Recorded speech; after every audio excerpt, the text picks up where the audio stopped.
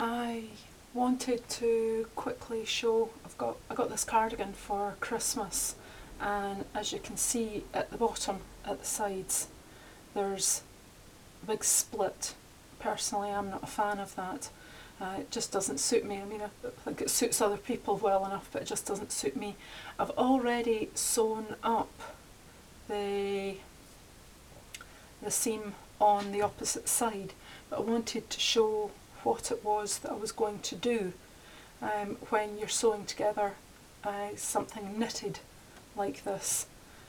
So you're turning it inside out and you're pinching together the seam. Even though it's rolled back on itself, it will, once it's sewn, behave itself much like it would above the sewn section. Now, it's fractionally out of sync, so you would sew it, you would pin it first and then sew it. And the way you would pin it would be very similar to pinning something, easing a sleeve in. So you're pinching together one end and pinning it, and you're actually then pinching in together the open end at the opposite, at the bottom of the split, and pinning that together, and then you're stretching that out and finding the centre point and pinning that together, and then you're doing the same between those two pins.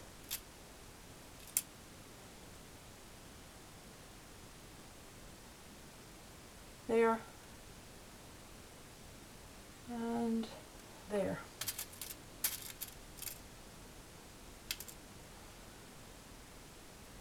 Now,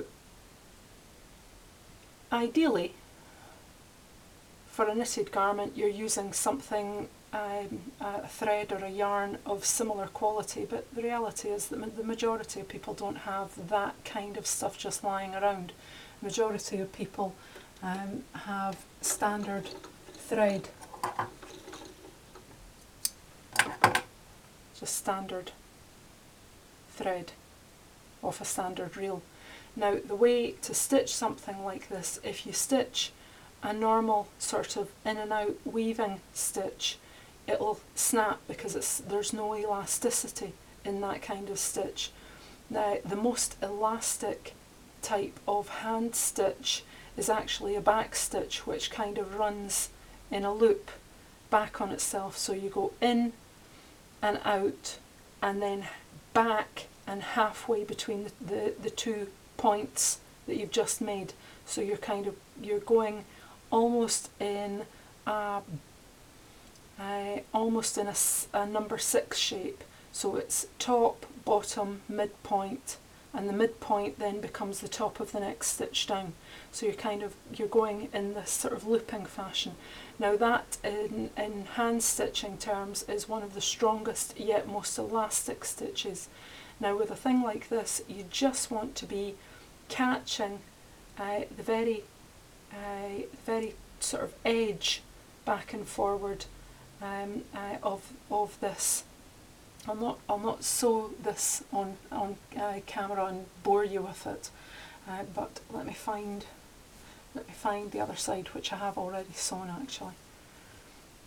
I've already sewn the other side. Where are you? Where are you?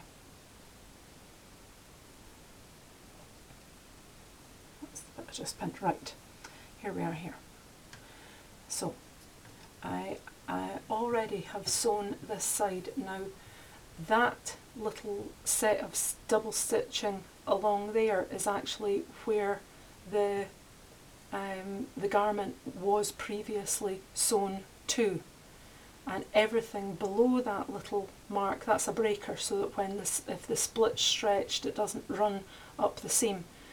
But everything below that line, I've not pressed this yet, so that's why there's a tiny wee bit of puckering.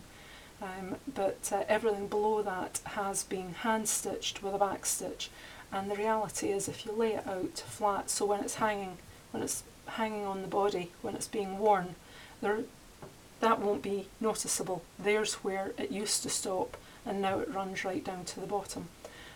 And on the inside there's nothing visible, and if I actually stretch that, you're not seeing, put it over the white table, if I stretch that, you're not seeing sort of gapping, and it's because I've used very small stitches and a back stitch, and also I can do that with it because it's a back stitch. There's slight elasticity to it, and it's not going to break in the way that just a sort of a weaving in and out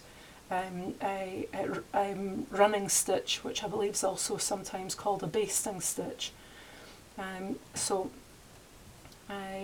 So the garment has the splits closed up at either side, and that's how I would do it.